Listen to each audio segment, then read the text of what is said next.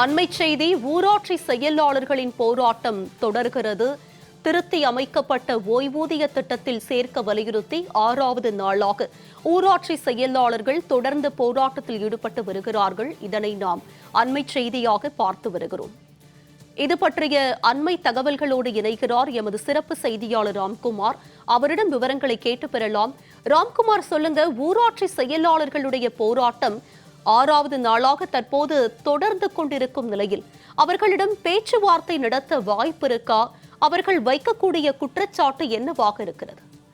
கண்டிப்பாக உமா, அதாவது விளம்பர திமுக அரசால் திருத்தி அமைக்கப்பட்ட ஓய்வூதிய திட்டத்தில் ஊராட்சி செயலாளர்களை சேர்க்க வலியுறுத்தி கடந்த 6 நாட்களாக ஊராட்சி செயலாளர்கள் ஆயிரக்கணக்கானோர் சென்னையில் முற்றுகையிட்டு ஆர்ப்பாட்டத்தில் ஈடுபட்டு வருகின்றனர்.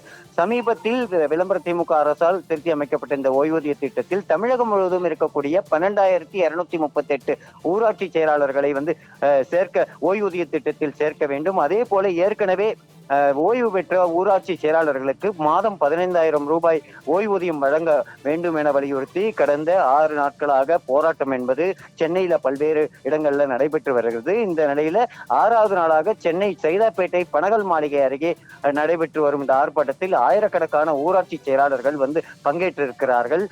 கடந்த 6 நாட்களாக போராட்டம் நடத்தியும் தமிழக அரசால் இதுவரை பேச்சுவார்த்தை என்பது நடைபெறவில்லை.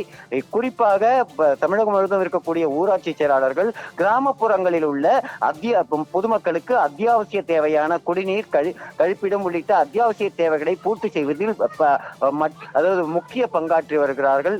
இவர்கள் இருந்தால்தான் கிராமப்புறங்களில் அந்த அடிப்படை வசதிகள் என்பது பொதுமக்களுக்கு கொண்டு சேர்க்கப்படும். இந்த நிலையில மக்களோடு மக்களாக இருக்கக்கூடிய ஊராட்சி செயலாளர்களுக்கு திருத்தி அமைக்கப்பட்ட ஓய்வூதிய திட்டத்தில் சேர்க்க வேண்டும் என பல ஆண்டுகளாக போராட்டம் நடத்தி வருபவர்களுக்கு இதுவரை விளம்பர திமுக அரசு செவிசாய்க்கவில்லை. தொடர்ச்சியாக எத்தனை நாட்கள் போராட்டம் நடத்தினாலும் உங்களுடைய கோரிக்கை என்பது நிறைவேற்ற முடியாது என்ற நிலையில்தான் விளம்பர திமுக அரசு தொடர்ச்சியாக செயல்பட்டு வருகிறது. இந்த நிலையில எத்தனை வழக்குகள் போட்டாலும் எங்களுடைய இந்த ஓய்வூதிய திட்டத்தில் சேர்க்க வேண்டும் என வலியுறுத்தி தற்போது இந்த ஆர்ப்பாட்டமானது நடைபெற்று வருகிறது. இதுல ஆயிரக்கணக்கானோர் பங்கேற்றிருக்கிறார்கள்.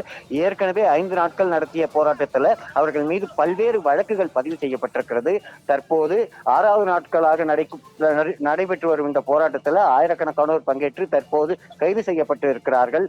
தங்களுக்கு இந்த திருத்தி அமைக்கப்பட்ட ஓய்வூதிய திட்டத்தில் தங்களை சேர்த்து அதற்கான அரசாணை வெளியிடும் வரை சென்னையில் இருந்து நகரமாட்டோம் என கூறி தற்போது இந்த 6வது நாளாக நடைபெற்று வரும் போராட்டத்தில் ஏராளமானோர் பங்கேற்றிருக்கிறார்கள். விளம்பர திமுக அரசுக்கு எதிராக பல்வேறு கோஷங்களை எழுப்பி வருகிறார்கள்.